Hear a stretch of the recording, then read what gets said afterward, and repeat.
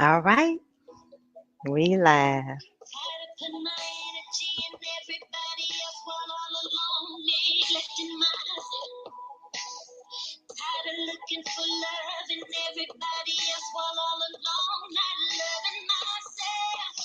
Y'all come on in.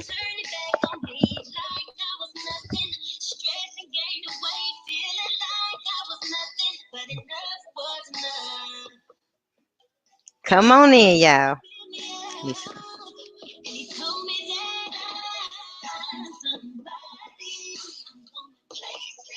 Welcome, welcome, welcome.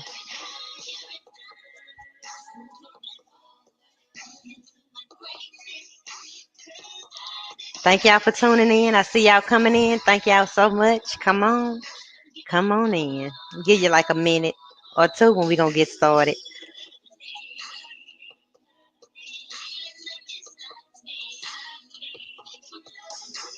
I do own the rights to this music, but Facebook don't care because they'll mute me anyway. So I'm gonna say I don't own the rights to this music, just so they won't mute me.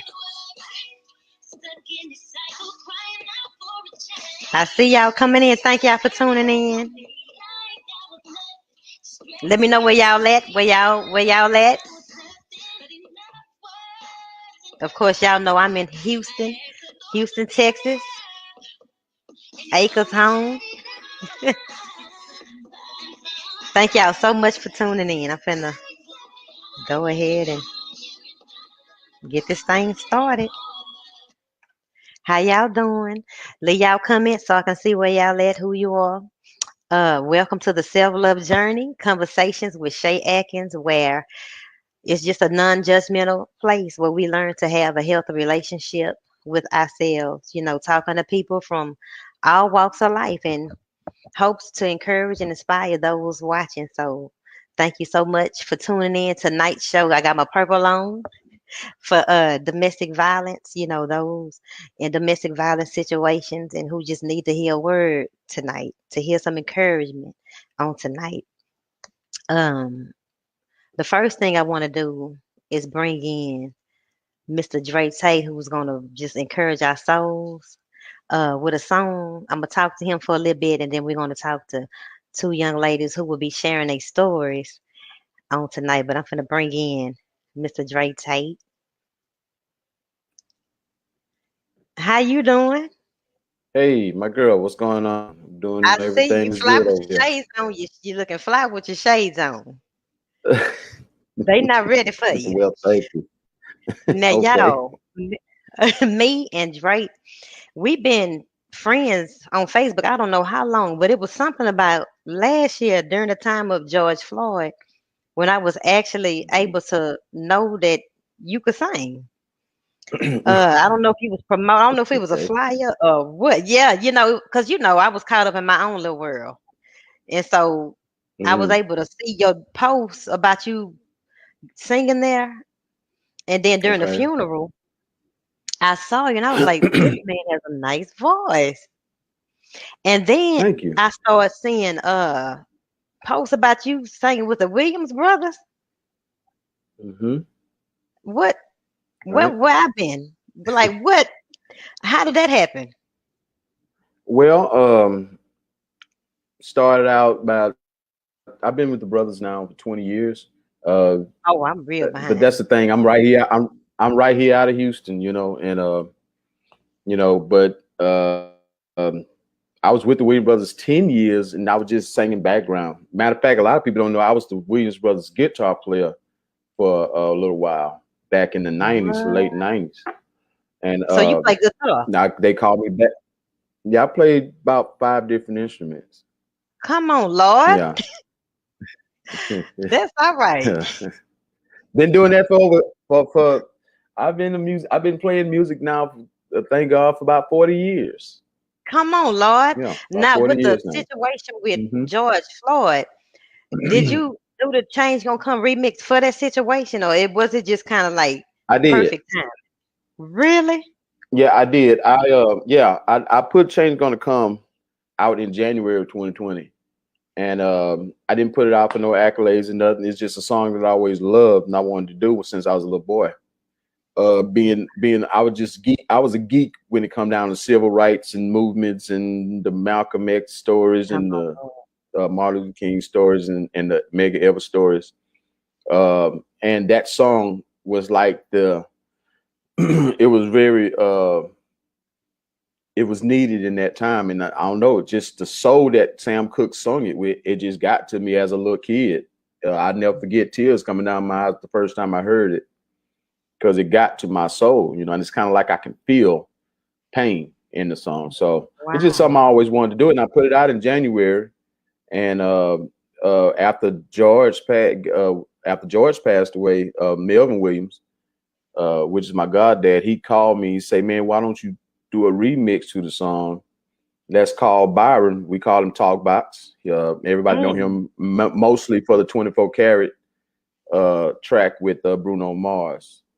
But me and Byron been friends for, man, almost 30 years. But we called Byron, and the rest is history. In about 3 days, we put that whole song and video together in 3 days, and we premiered it at George Floyd's service. Wow, and it was beautiful. That song touched my heart. And when I put this show together tonight, you came to my spirit, because somebody need to change on the night. And we need change right now in the season. It's a lot going on. So I know that it's really going to bless a lot of people's hearts on tonight. And I'm just finna get out the way and let you do your thing and bless our heart. So I'm finna mute me.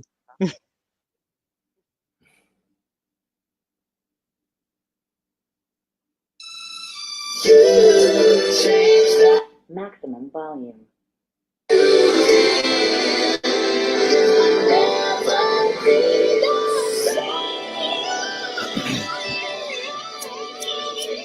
I was born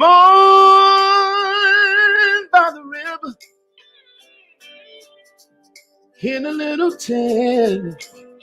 Whoa, just like a river I've been running ever since. It's been a long time coming, but I know change gonna come. Oh, yes, it will. It's been too hard living. Yeah. I'm not afraid to die, because I know what's up there beyond the sky. It's been a long time coming, but I know change gonna come. Oh, yes, it will. Now listen. But then I go to my brother, and I say, brother, help me please. But he winds up knocking me back down on my knees. Oh, there were times when I thought that I wouldn't last for long, no. But now I think I'm able to carry on. It's been a long time coming, but I know, hey, a change gonna come. Oh, yes, it will. I know, a change is gonna come. Yes, it will. Yes, it will. I believe that a change is gonna come. Oh, yes, it will. Said, I know, no. A change is coming, yes. I know a change gonna come. Yes, it will. Yeah. Ooh. That's him. That was so beautiful. Oh my God. I was holding back the tears, trying not to Appreciate cry. it. That touched my heart. Thank you That's so all much. right. Y'all, if y'all want to bless Thank him, you. there's his Cash App down there, and the song is available on all digital platforms. So y'all go Right. get it. And thank you Right. so much for My coming honor. and doing My it for honor. me. All right, then I'll That see was you my on honor. Facebook. All All right, right. thank you Y'all so be much. good. All right, bye-bye. All right. Bye-bye. All right, y'all. That wasn't that beautiful and heart. Wow. So we just gonna go and get into the first guest that I have on tonight. I'm about to bring on Miss Waltrell Michelle. She reached out to me. Let me unmute you. I gotta remember to do that. Hey. Hey, reached out to me on Instagram, and she wanted to share her story. And I'm like, girl, talk to me. What's your story? And it's one of a struggle. It's one of domestic violence. It's one where you had to fight for your life. So, what made you just want to reach out and say, you know what, this is the time for me to share my story? Well,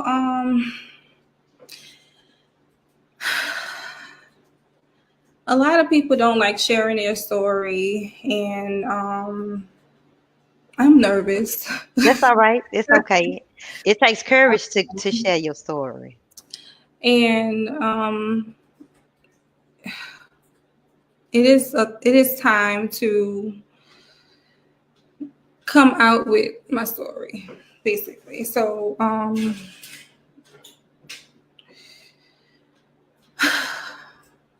Okay, let's go back to the beginning of how, what even led to, this journey of life after domestic violence. like after. Well, what led up to, this journey? Like, how did you even end up in a abusive relationship? What led you to? Okay, so 2013, well, before 2013, I'm gonna say my junior year in high school, I started conversating with this guy. I'm gonna call him the security guard at the gate. Mm-hmm. He was a guy that never. He was. I'm gonna just say he was the most sweetest guy I thought, because he was just a guy that I just was sweet. The security guard at the school that you see every day. Security guard as far as apartment gate. My mom. Oh, at the apartments. Yes. He was. He had the most sweetest. I'm gonna just say like the most white smile. Mm-hmm. And oh, this is so hard for me. I'm sorry. Okay. Take your time. He would do things that I guess other guys wouldn't, do, like take me out and different things like that. And you say you was in high school, right? yes. Mm-hmm. Okay. So after that, we got an apartment together.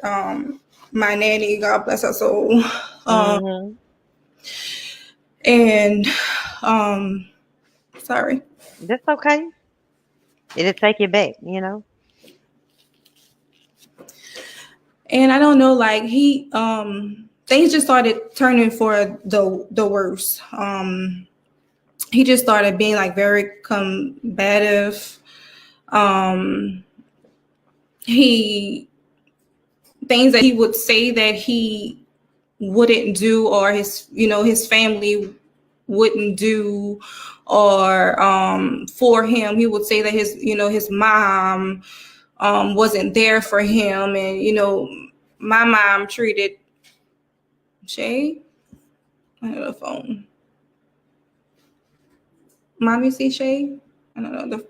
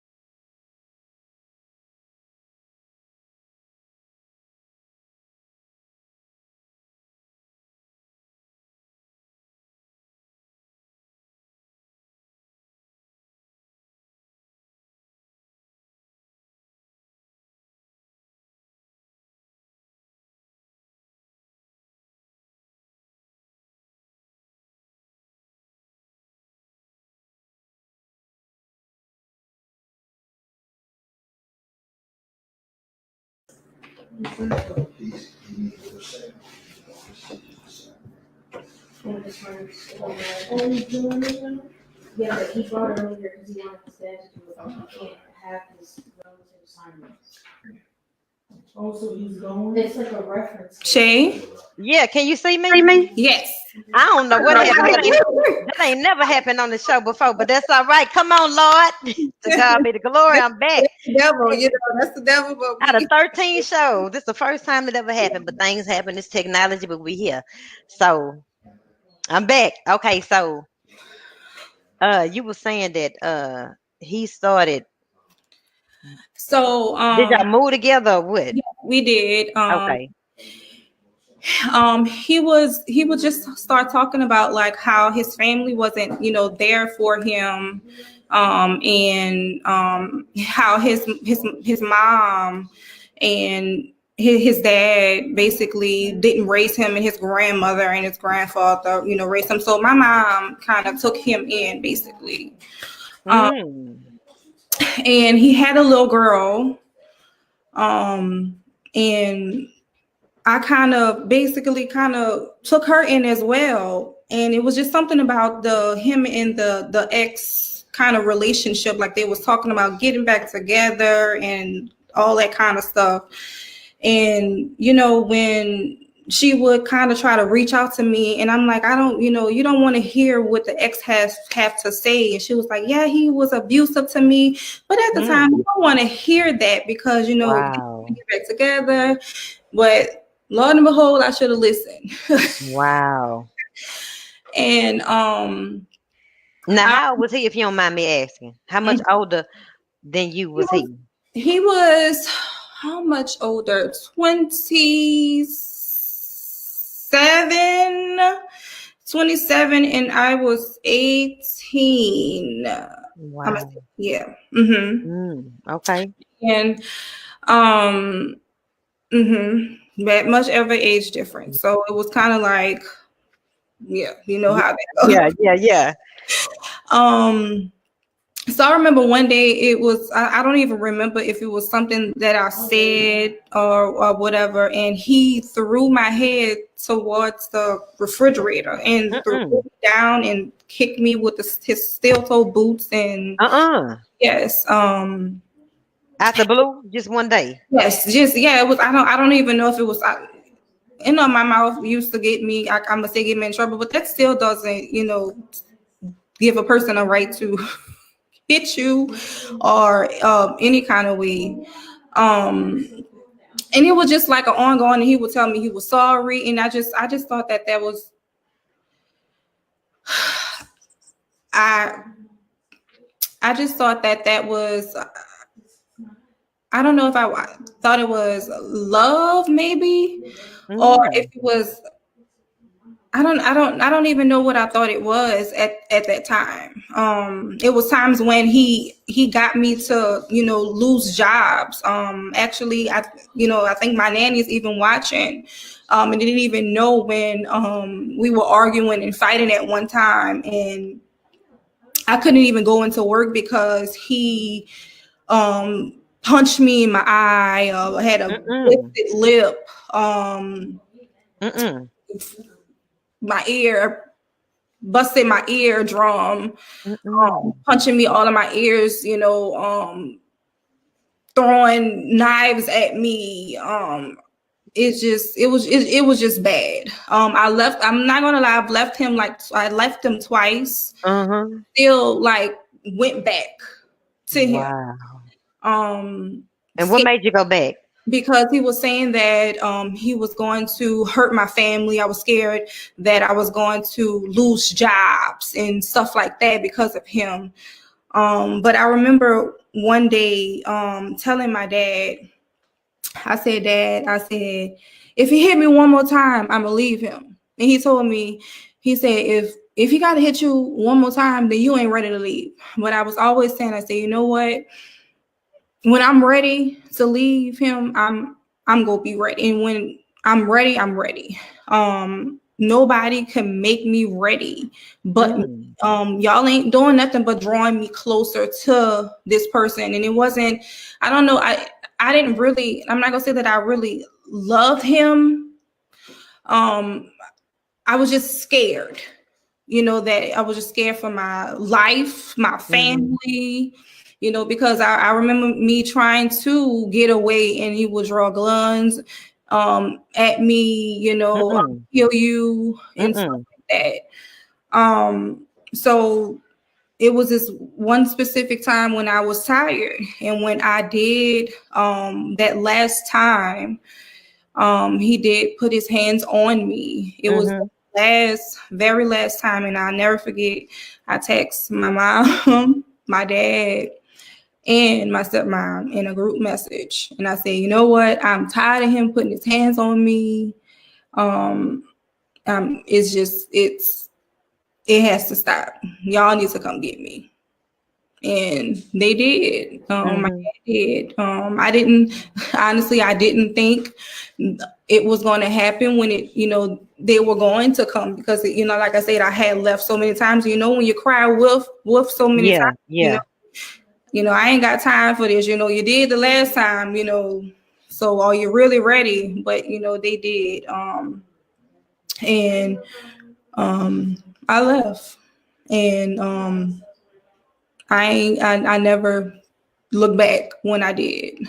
Wow. I'm not gonna sit there and say that it was something easy coming, from that, because it was hard to pull away from that cycle.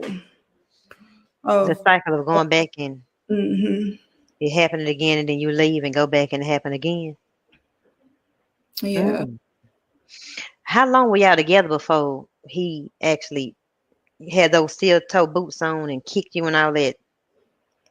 Wait, say that again. I'm sorry. How long were y'all together before, that first time when he hit you with the boots on? And it was, I'm gonna say, okay, so it was maybe we were a year in. So it was a year in before that happened. Yeah. But you had some signs from the ex. And what about him? Did you see anything in him? Because, I think it's important for people to. Cruelty, I'm going to say cruelty to animals. That's one sign, because he was very aggressive with animals. What was he doing with the animals? Beating animals. I'm sorry. Kind of, like a dog? Yes. Very abusive with his words. Verbally abusive. Yeah, very hot and cold. Just all over the place. Remember when I was telling you about his parents? When you go off with the way that they treat their mom. Yeah. You know, and the way that he used to talk to his mama just was very disrespectful. So it really was. So I should have known when that was happening. And it wasn't that his mom wasn't, you know, he was lying when he said that his mom wasn't in his life. His mom very so much wasn't in his life. It was just a choice that he made to not have his mom in his life. His mom very so much wanted to be in his life, but it's just that he just was acting up and doing things that he was not supposed to do to her. So that's a sign, you know, if you're watching and somebody disrespectful to their own parent, that's a sign that you ain't no different. yeah, They'll disrespect you too and curse you out too and talk to you crazy too. yeah, And so some of the signs to look for is that cruelty, that abuse to those animals, verbal abuse. yeah. It only get worse. Wow. Yeah. And so after you left, what was life like after that? You know, what was any PTSD? Well, I You suffered know. with a lot of that. I didn't do nothing but make me, like I told you, I started, you know, becoming me, and being who I wanted to be, and getting into a relationship with women. And how can I put it? I'm trying to say it in the right way.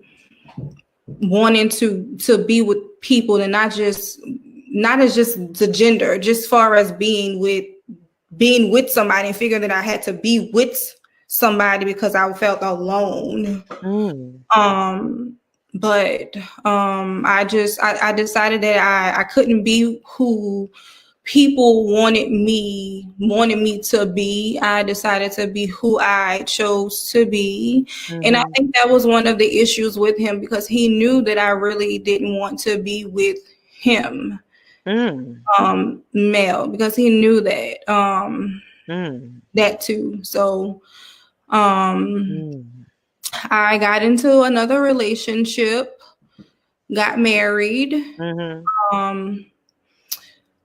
How can I put that? She treated me different when it come down to me getting my self-esteem level back up. But it was it was kind of the same, but not the abuse. And this is hard too, because she was somebody that I trusted, somebody that when you get married, you make a vow for better or for worse. And she just betrayed all of that. Wow. And she chose to be with someone else in the marriage. So I'm not going to sit there and say that I act, and then I treated her the way that I should have treated him, you know. So I'm not going to sit there and say that I didn't, you know, I didn't make the situation, you know, worse, you know, because of that. And that's a lot of things that I prayed about, you know, after we, you know, did get a divorce. And I did pray on that.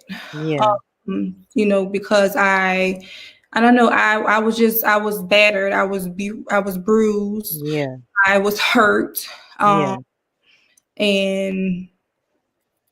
it's just, I don't know. I did a lot of soul searching, and because I, you know, jumped out of high school, dated, and different things like that, I didn't have a lot of time for me. I was 18.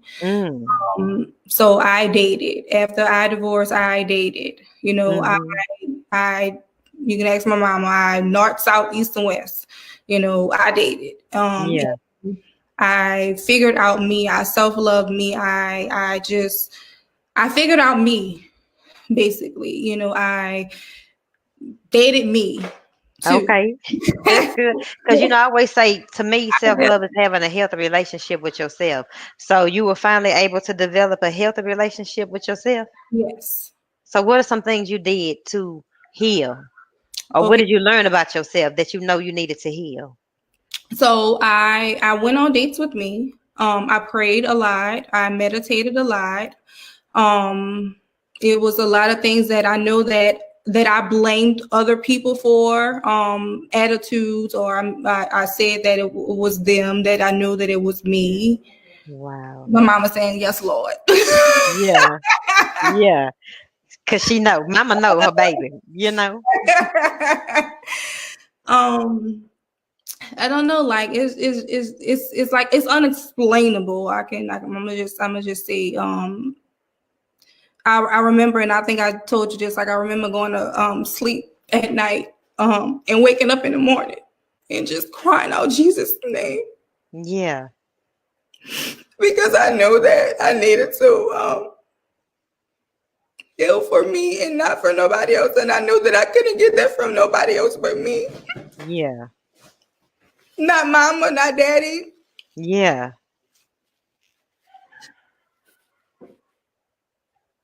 Yeah. You called on the name of the Lord.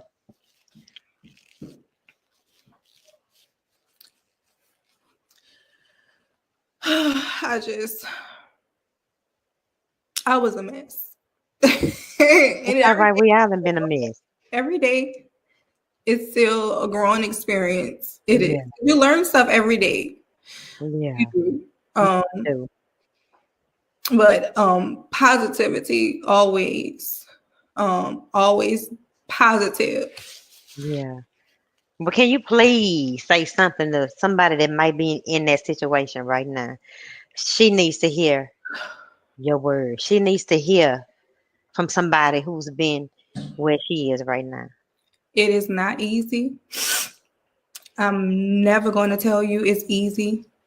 But if you are around someone that you can talk to them, tell them you're not alone. I'm sorry. That's all right. It's love, our love here. You are loved. God hears you. You are not by yourself.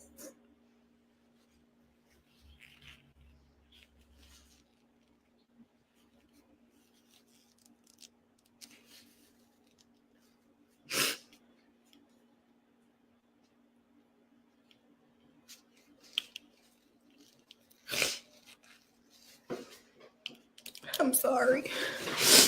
You don't have to be. Not over here.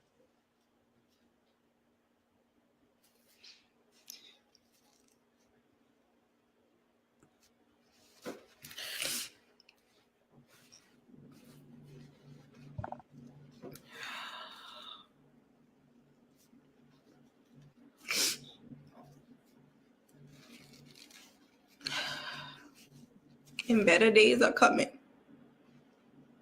That is true.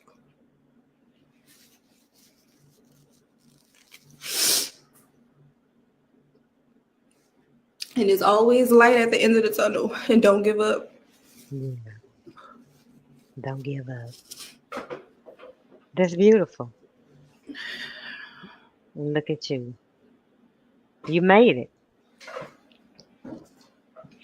And I think it's important. I don't want nobody to wait to, their life, they about to die before they reach out for help. You know what I'm saying?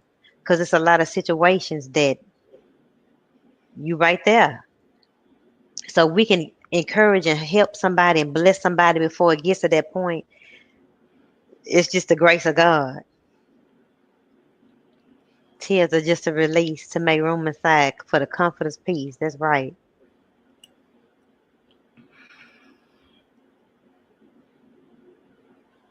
I love you. Shout out to Tamika. You know Tamika? Yes. This is my colleague. That's all right. It's good to have support. So I just want to thank you so much Thank you. for sharing your story. You are loved. You are strong. You are beautiful. And I'm always here if you ever need somebody to talk to. I know you have a support system, but we're here to encourage each other and be here for each other. And I just want to thank you. Thank you. And God bless you. Ray Sean sent you a, oh, that's so sweet. Ain't nothing like supportive friends.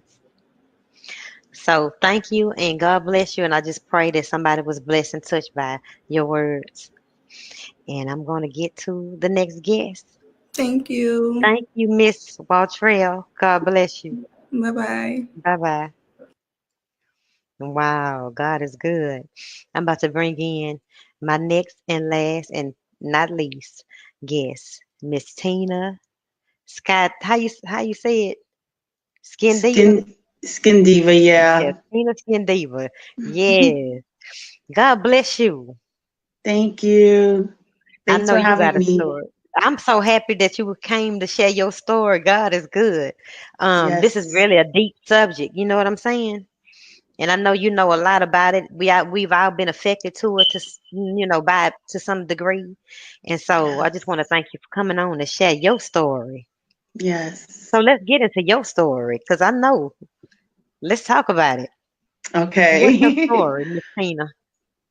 Thank you. Well, my story started when I was very young with my mother with domestic violence. Mm, I knew from the time that I was in the crib, I could feel that she didn't really love me. And mm, so, it progressed and, there were the beatings and the abuse and the verbal abuse. And, so that kind of molded me as a child that I have very low self-esteem. And, mm. I say that when you have low self-esteem, it basically sets you up for failure because you're constantly going to be looking for something to fulfill that emptiness. And Wow. really only God can fulfill that. Yeah. So the abuse was really bad. So as I became a teenager, I turned to drugs and alcohol. And As that a was like teen. at that time I felt like that was like my savior, you know. Oh. And I used to get high every single day. I mean, I overdosed one time and God brought me back. And even though I didn't know God then, when I overdosed, I knew it was something supernatural because when I woke up, I was even shocked. I was like, how didn't I die? Because I went into the convulsions and I was sweating profusely. And Mm. but I still, after that, I still got high. Really? And what Um, drugs were you using as a I teenager? started I started off with marijuana and beer. Like that was my thing, marijuana and beer. Yeah. And then I progressed to cocaine. Yeah. Not crack, thank God. Yeah. But cocaine. And so those were Wow. my three drug of choices. And I did them every day, Wow. and it was all because of that emptiness that I felt like that, when a child doesn't get their mother's love. That's why I understand when she was saying like he was still letting her know he didn't get that mother's love, that father's Yeah. love. So he was already filled with rage. Yeah. So it's like when you don't get that love, it's like you either will have rage or you will either be timid and withdrawn. Wow. So I was the timid one. Mm. So what happened was a series of abusive relationships. Like I said, I've been through everything as far as physical, mental, verbal, emotional, sexual, and even financial abuse with Mm. men.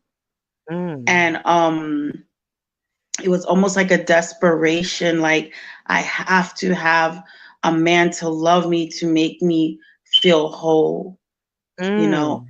And something my daughter just said to me, which really stunned me, because, she's my daughter. And I'm thinking, well, she shouldn't be saying something like that to me. I should be saying something like that. But my birthday had just passed, so we were talking, and she said, "Mom, I know now why you were so desperate for a man." And I was like, oh, I was desperate because you don't want your child to know you're desperate. Right.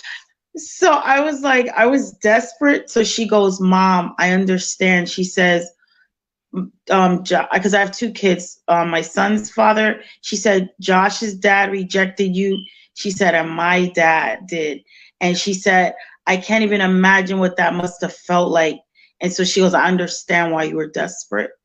Wow. And I was just crying because I was like, yeah, I really was. Yeah.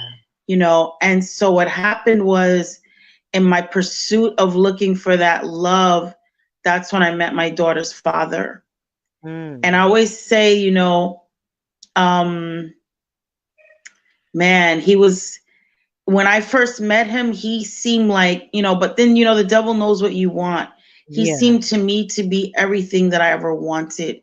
He was romantic. He was a sharp dresser. He used to wear suits every day. Yeah. He was funny. Like, we would go on little trips to Staten Island. We would go to carnivals. We would have movie night once a week with the kids. He seemed to be everything I wanted. Like, he would cook, he would clean. Like, I basically didn't have to do anything. Yeah. But a year into the relationship, but I never knew that he was a crack addict in the past. Wow. That's why I always tell people it's so important to find out the history of this person you're about to get involved with before you go and have sex with them. Because once you have sex with them, you already open yourself up to them, and you have to find out what is this person's history. So this man used to go to work every day. He would bring the check home at the end of the week, give me the whole check. So I'm thinking everything is great. Like, I'm like, I hit the jackpot. And a year into the relationship, he got us an apartment. I mean, it wasn't a great apartment, but it was an apartment. I thought everything was fine. He painted a mural on our wall because he was an artist as well. So he did a whole mural. I mean, it was just like incredible. And then about a year into the relationship, he started smoking crack. And I mean, that was like the end of everything. I mean, for anyone who's ever dealt with anyone on crack, I didn't have any experience with that because I was into before I met him, like, I was into the church and I was doing things in the church. So I had no clue what I was in for. It was like the enemy really set me up. Wow. So what happened was he started smoking this crack and he started stealing our stuff. Well, my stuff. Because I had all this expensive jewelry and just things, like I had a sewing machine, and just, he started stealing everything. And I was like, what the heck happened? Like, I was reeling, like trying to figure out, so how it became physical was that when there was basically everything he stole, then he wanted the money. So, I had my son in private school. I really wanted my son to get a great education. And so he was starting to demand the money for his tuition. And I was, I would lie and I would be like, well, I already paid it. But he'd be like, no, you didn't. And if I didn't give him the money, he would beat me up. Wow. And so I would give him the money. And my son, he was 6 at the time. He started having issues. He started getting nervous. His eyes would blink. He didn't know how to tie his shoes. It was so severe. And all I could think about is what happened to that man that I met. And I didn't really have anybody that I could go to. At that point, he had basically isolated me.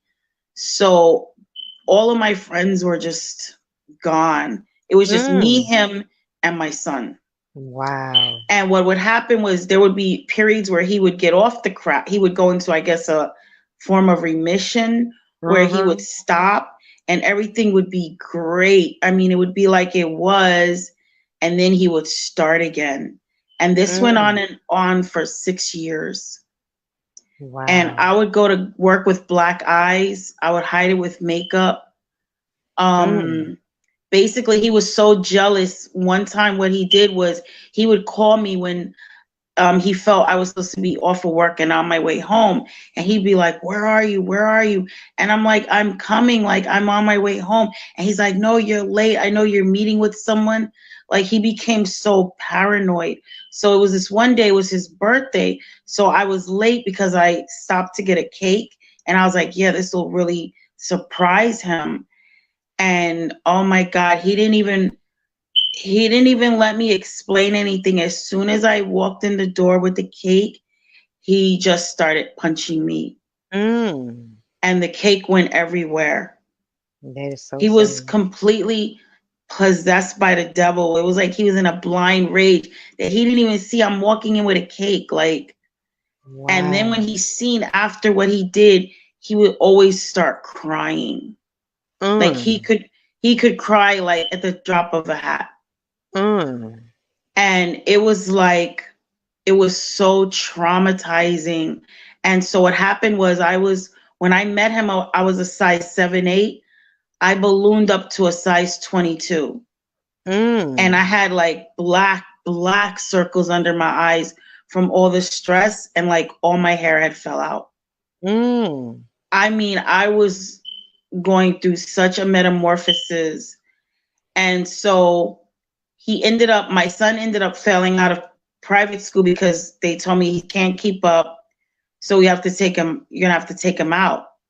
And I was completely devastated, and I'll never forget one day I went to his school and one of the teachers was there and she said, can I talk to you? And I said, sure. And I think Josh was like 7 at that time. And she said, listen, she says, I want to tell you, she said, your son comes to school and tells us that that Ronnie is hitting his mommy.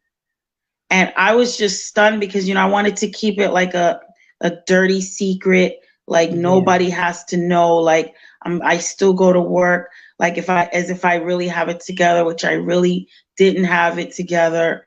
And I was just stunned and I didn't even know what to say to her.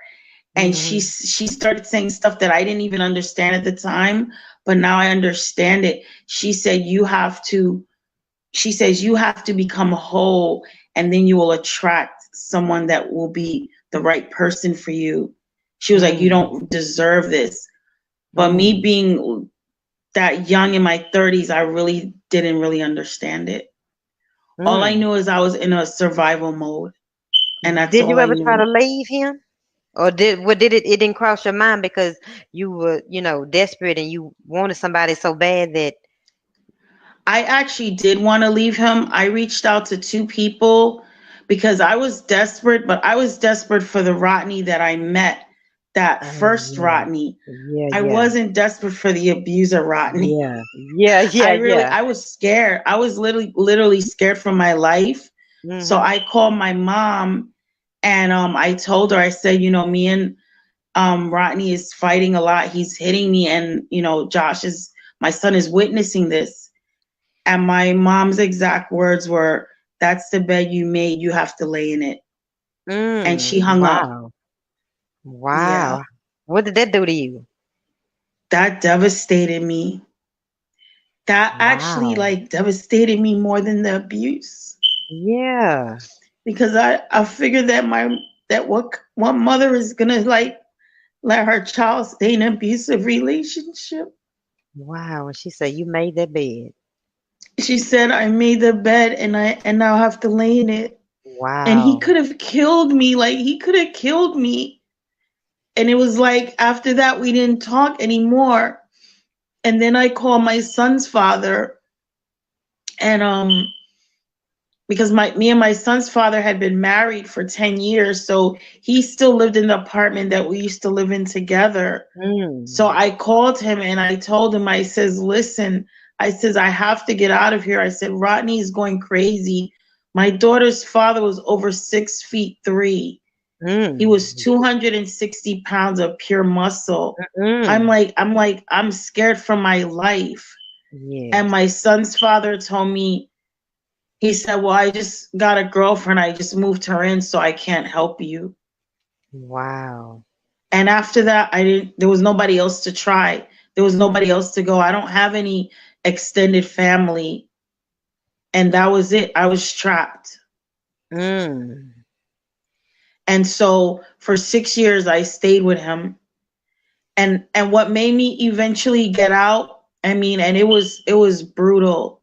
I don't know how I survived. I mean, he would kick me too. One time he wanted the money and I wouldn't give it to him. I'm like, this is for my son's tuition.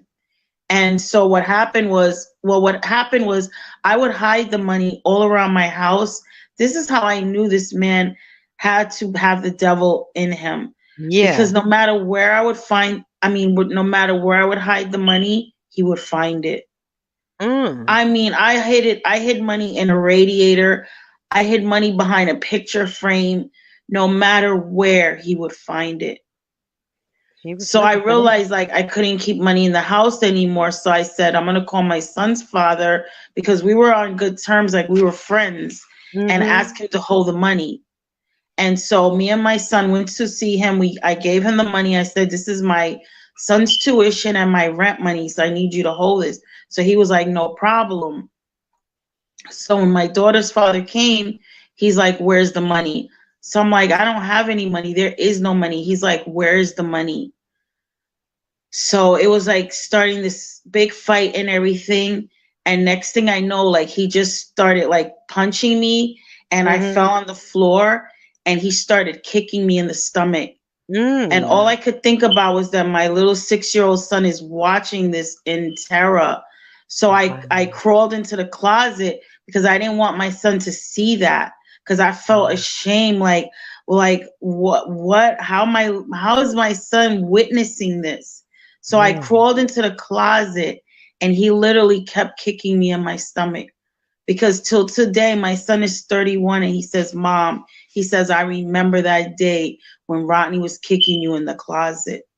Wow, and that like literally breaks my heart, because that shouldn't be a 6-year-old's memory. That should never be any child's memory. And that's what makes me mad, that when children it's like adults, we make these decisions to be with these abusive people. It's not the child's fault. No child wants to see that. And they should not have to be subjected to that. And so he was like, so when he started kicking me in the closet, I was like, all right, I will go get the money. And he's like, where is it? And I was like, Eric has it. And he said, all right, let's go. And I mean, he was like the devil. Wow. He had became very dark. He was like light complexion, but once he started smoking that crack, he became dark. And his face started breaking out. Like he didn't even look good anymore. He just had this dark aura around him. Wow. So I had to call my son's father, and I told him, I says, listen, we're coming for the money. And of course, my son's father didn't want no problems with him, so he was like, fine. And I ended up to give him all the money. And that is what I went through for 6 years, on and off. And then I had my daughter as well. You know what I'm saying? And before I even had my daughter, it was like multiple miscarriages, multiple abortions, which I don't even believe in abortions. Yeah. But I was like, I cannot bring a child into this chaos. Yeah. And I'm still tormented by having those abortions, because I believe that it's murder. Yeah. So, because what does God say? He said, in the womb I formed thee. Yeah. So that means he created us in the womb, not for someone to take us out. Yeah. So it was like, I don't know how I made it. I don't know how I made it. It was only God's grace that helped me to make it. So what was that last thing that allowed you to get out of this situation? What happened? Well, what happened was this man was such I don't know what you would call it, I guess a master thief or whatever.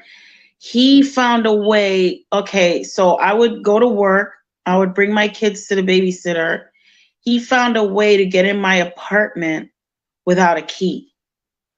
So what you mean, He my used to, apartment? You moved away? huh? What you mean, my apartment? You moved somewhere? I had finally got out of the apartment that we were in together, and I found another apartment, but of course he followed me there. I was trying to get out to like escape him, but it didn't happen that way, and I'll tell you how. I had been looking for an apartment. I met a landlord. It was a nice apartment, but he kept telling me, I don't know if I want to give you the apartment. He goes, you look like, you look like a party girl. You look too young. He's like, this building is for working people. I told him I'm working. I have 2 kids. I mean, that's all I do. So he was like, well, I don't know. So literally this went back and forth from like maybe 3 weeks, where I kept calling the landlord when my daughter's father wasn't around, saying, are you going to give me the apartment? And he was like, I don't know. I'm still thinking about it. Well, don't you know, I tell you, it was just the devil. The day that the landlord called me and he told me, I am going to give you the apartment, was the day my daughter's father was home. So he's like, who's that? So I'm like, I couldn't lie. I was scared to death. So I was like, no one, that's just the landlord. He's like, what landlord? So I had to tell him, I was like, it's just for an apartment. Because he probably might have thought I was cheating or something. So he was like, oh, good. Okay, so we're going to have a new apartment. And so he followed me to the other apartment. So he knew how to get into the apartment when I wasn't there. He would use like a card and he would put it through the door and the door would open. And so he would steal all up, like I would have my VCRs in there, the TVs, whatever. He would clean it out. Then I would replace it and then he would come and do the same thing again. Wow. And so what happened was it was a combination of things that made me hit rock bottom. Right before that happened, I had told him it's over, I'm done, I'm moving on. And I had met this other guy, which I want to say is always a mistake when you're in a domestic violence relationship. You should never start talking to someone else until you're completely away from the abuser.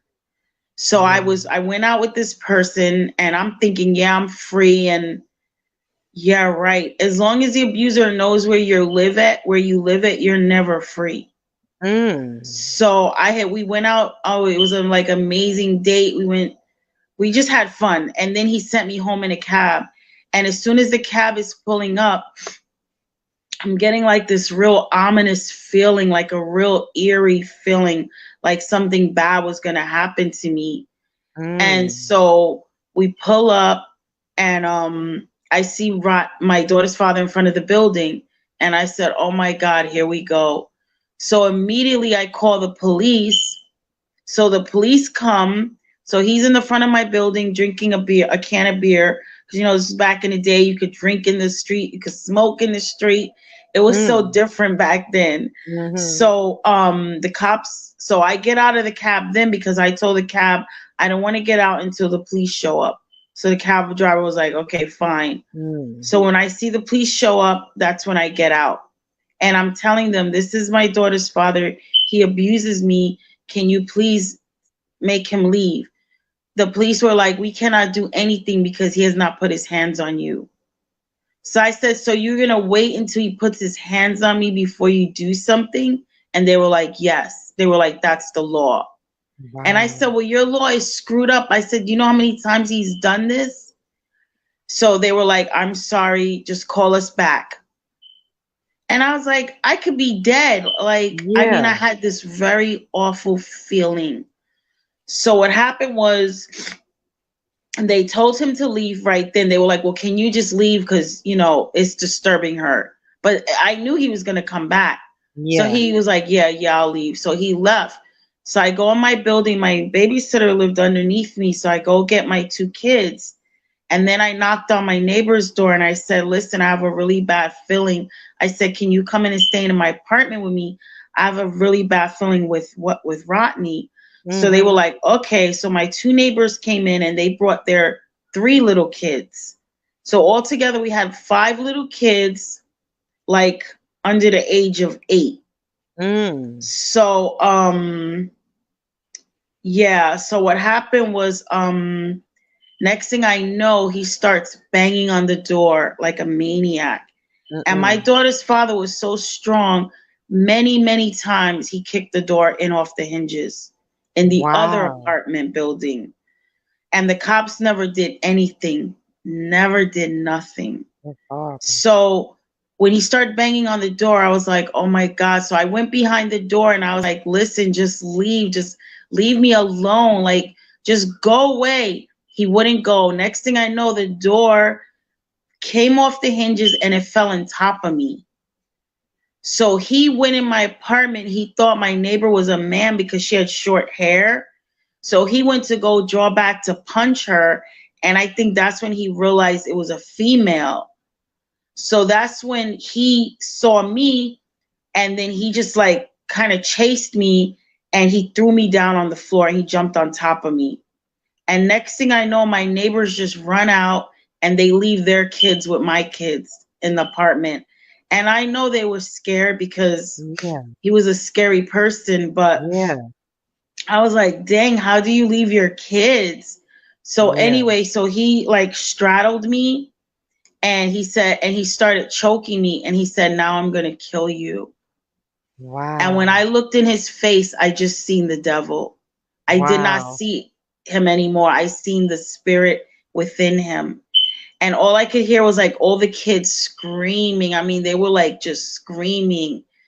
And I just prayed. I said, God, please do not let him kill me in front of my children. And I heard God's voice. And God told me, tell him that you love him. And I was like, I didn't even think or anything. I was just trying to word it. And I was like, you know, I love you. Like, I couldn't even hardly get it out, but I got it out because, I mean, he was choking me. And it was literally like something out of a movie. As soon as I said that, his hands just like popped off of my neck.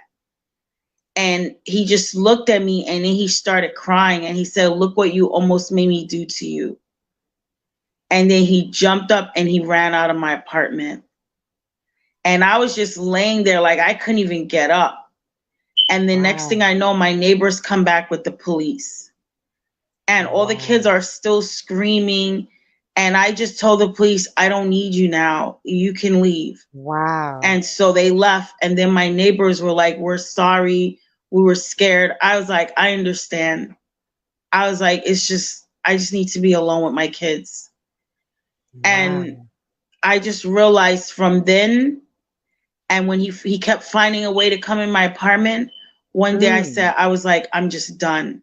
And what happened was there was this lady in my neighborhood. I would see her. I never told her my story because I was very private.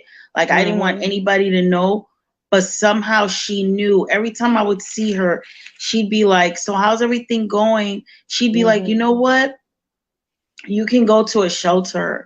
And I was like, a shelter? What? I didn't even know any clue about shelters. All I knew is that I worked and I had my own apartment. So every time I would see her, she'd be like, you can go into a shelter. And so one day, it was right after that incident where he almost choked me and he was still able to come in my apartment. I had a mental breakdown. And I said, I cannot do this anymore. And I called the shelter. And it was a shelter in Brooklyn. And the lady told me, she says, well, if you want to come, she said, you're going to have to give up your job and your apartment. She says, and you have to get on welfare. And I was like, I don't think I can do that. I said, I don't want to get on welfare. She says, but you have to so we can help you. Yeah. So I told her, I don't think I can do that. So she said, well, I'm going to give you 24 hours. She said, you think about it and you call me back. She said, if you don't call back, I'm going to give the space to someone else. And literally the whole night, I just wrestled with it and I just prayed and I just cried. I was like, God, what should I do? And then I realized that I had to do that for my kids. Yeah. Because I said, if I don't leave, they're never going to have a chance. Mm. And so I called her the next day and she said, okay, we're going to send a cab for you. And I'm telling you, it was nothing but God. I was so scared that he would come at any moment. Yeah, yeah. You know what I'm saying? And my Mhm. adrenaline was racing. I mean, I was just Yeah. like, so I just was throwing stuff together. And I was like, we're out of here. So I'm just throwing stuff. And I'm so scared. I'm just like, God, please don't let him come. Yeah. And then the cab comes. My daughter was 2 and my son was 9. So the cab comes and I had never lived in Brooklyn, so I wasn't too keen on that, but I came to love Brooklyn. But Yeah. so we got in the cab and we went to this shelter, and I'm telling you, it was like the best decision I ever made. Because Wow. the shelter, they know when you're coming out of abuse. Yeah. It was just incredible. They had like a daycare center there. You got your own apartment. They had a backyard for the kids to play. Wow. They literally, the day they gave me the key to the apartment, somebody came and knocked on the door, and he brought like all these sheets and pots and pans and stuff that you like. And I was just like, oh my God. And then the apartment was like huge. It had like a toy chest filled with toys. It had a crib for Wow. my daughter. So it was just like, I finally felt like I could breathe again. Yeah. Wow. But believe it or not, my daughter's father didn't give up. He went to my job. He was telling my boss, I want to know where she is. I mean, he went to my girlfriend's house, Red. He was like, I know where and blah, blah. He was looking for you. Yeah, he was. But what I realized is that after that, like when some time went by and I got my apartment and everything, after that, he did come in my daughter's life again, and he would see her whenever he wasn't cracking, but he never abused me again, because I believe by leaving, I made a stand and I showed him, you can't do this to me anymore. And so after that, he never abused me anymore. He got married with someone else and abused her, but it was like he just left me alone after that. Wow. Yeah. That's something now. And it's crazy because I still think about him. We haven't been together in over 20 years. And I still think about him. I still remember, I still think about the good times, and I still miss who he used to be. Wow. Yeah. Ain't that something? And so where is he now? He passed away 4 years ago. Yeah, I had just moved to Virginia, and yeah, he had gotten stabbed, and then when they did the surgery, I don't know, they did something wrong. They botched it, and his intestines, like the waist, backed up, and he passed away. But one thing I can say that I'm thankful to God for is that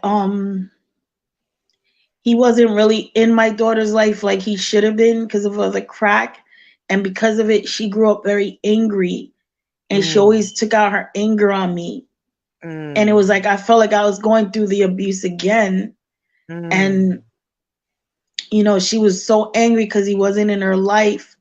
And I thank God, because for the month before he passed, she said, Mommy, I really want to see Daddy. And we didn't even know he had been stabbed or hurt. And so because before that, she didn't even want to see him. She reached out to him. And for that month, he told her because she was working, he told her, bring the boys over every day, her kids over every day. He goes, I want to watch them.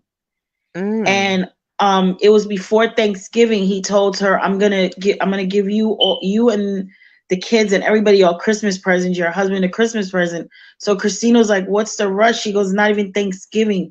He was like, I have to do this. Because he knew he was gonna pass. Wow. And he actually passed on Thanksgiving.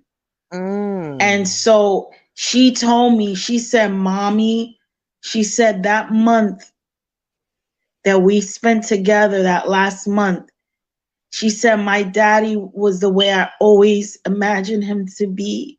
She said he was like the best father and the best grandfather I could ever ask for. Wow. And so she got to experience it and not be angry at her dad and be holding all that rage. And now she's like, I got to see the real him, because for that month he was him. He couldn't do all those things anymore. It was like God changed him. Wow. And so he went He went and he took, and he would be sick from the surgery, and he would take care of my grandsons, Jeremiah and Jamir. He would watch them all day long. And he would be like telling my daughter, oh my God, he would be like, this was my pleasure. Wow. He was a totally different person when he wasn't on drugs, huh? A totally different person. He was like a complete family man. You know, he didn't run the streets. But when he was on that crack, he was like the devil in the flesh. It was like two completely different people. And what made me happy was that she never got to know that real him until that final month. And she got to experience the real him that cooked, the real him that was affectionate, you know, the real him that was funny, and the real him that helped her out, you know. Wow. Yeah. So that's the one blessing that came out of all of that misery. So what would you tell the queen watching that stuck in the situation? What would you tell her or him? I would say you can't let your past define your future. A lot of people with low self-esteem get stuck in these abusive relationships. And it's either because they've seen it growing up, or it's some reason and they just get stuck.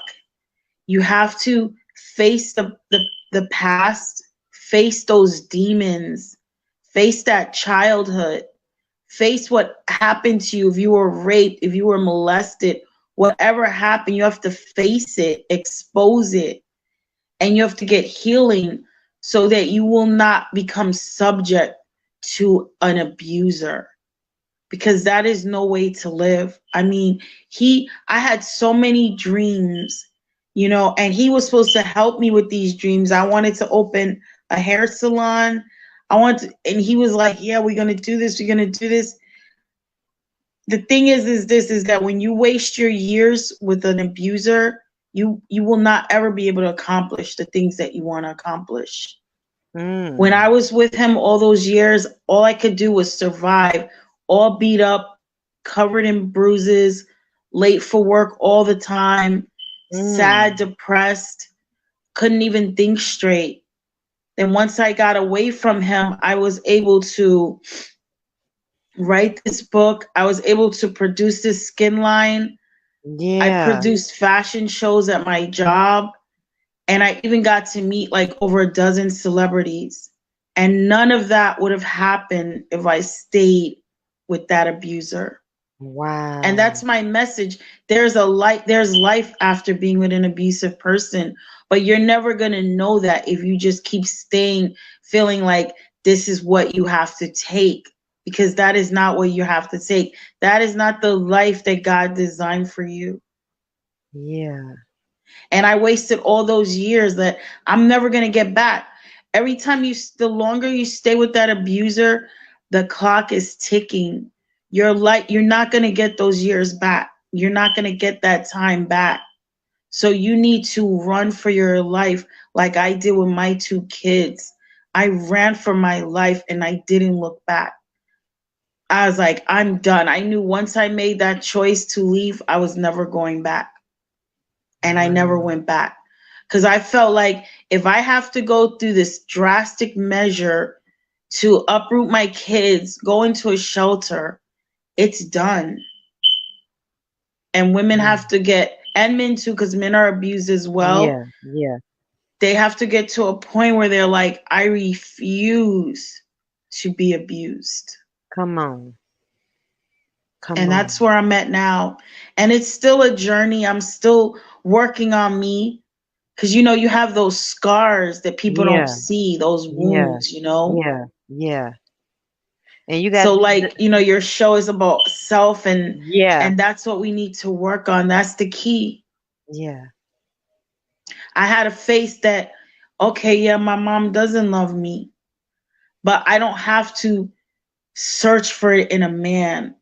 I could Yeah. love myself until God sends the right man. Yeah. That's right. So you have a book on Yeah. Amazon called The Fight for My Life. Is that telling a story that you just told us? What it tells is how I felt growing up. I felt intensely ugly on the inside. It tells a story of how I was just numb and empty from not getting my mom's love. Mm. Then it talks a little bit about my addiction, Mm. and it talks about my daughter's father, how he was like the prince of darkness when he was on that crack. Yeah. And then most of the book is about a plan to take back your life, because then I battled 38 illnesses after I got away from the domestic violence. I mean, I had like brain disease. I was going blind. I had neuralgia, which is a painful nerve disorder. This side of my face had completely collapsed. I had parasites. Wow. I had myofascial pain syndrome. I mean, it just was one thing after another, after another, after another. And so what God did was he led me to naturopathic doctors and holistic medicine. And they helped me. So what I do in the book is I talk about the deadly sins of eating the wrong foods. I talk about how exercise is vital to being healthy and aging better. And I talk about things to eat and how to really, like, basically how to take back your health. Because anybody who's been abused, their health is low because their immune system is always under that duress, that stress. Yeah. So you have to eat right. You have to exercise. Like you said, the sun, that was so beautiful. You said we're a flower. We need the sun and the water. We need that vitamin D every day. Like we need to drink water. We got to stop drinking all these sodas, you know? And so that's what I talk about in the book. What I learned, the natural way to eat as opposed to the way we eat. Yeah. So And that's what it's about. Huh? I was telling me to get your book. It's on Amazon, The Fight for My Life. Excuse me. It has been a fight. Yeah, but you still here doing ministry and sharing your story. So I just want to thank you for sharing your story. It was beautiful. I'm glad you made it out. Amen. Because everybody don't make it out. No, they don't. They really don't. They really don't. And I know. Yeah. God is good. And you know what God said to me when I asked him one day? I said, God, why did you allow me to go through this abuse? I said, I don't understand it. Like, I was in the church. I don't understand why I went through this. And you know what he said to me, clear as day? I heard it. He said, because I want you to be the voice of domestic violence. Wow. He said, because nobody is really listening or really talking about it. He said, you have to be the one to tell them your story so people can get out of it. Yeah. And I was just like, wow. And I understood then. Yeah. And I pray that somebody's heart was touched on tonight. Somebody's life was changed on tonight or after when they come back and see this. Amen. So God bless you. And I just want to thank you once again for sharing. Thank you, Miss Shei. You're a beautiful person. Thank you. Thank you, Waltrell. Thank you, Dray Tate. That was so beautiful. Everything was amazing in spite of the little blackout we had. Amen. You know that devil mad? Yeah, he mad. But God got us and we made it through. So thank y'all to everybody who tuned in tonight. God bless you. Share it with somebody who needs to hear it. And shout out to Arlene, Samuel, D Butler, Venus Love, AJ, Leslie, Tanisha, thank y'all. Tamika, Who else? LM and D Robertson, D Milburn. Thank y'all so much. That's who comments I can see right here. Thank y'all for tuning in, and until next time, God bless y'all. Amen. God God bless bless you. you, Shay. God bless you. I'll holler at y'all later. God bless you. Bye. Bye.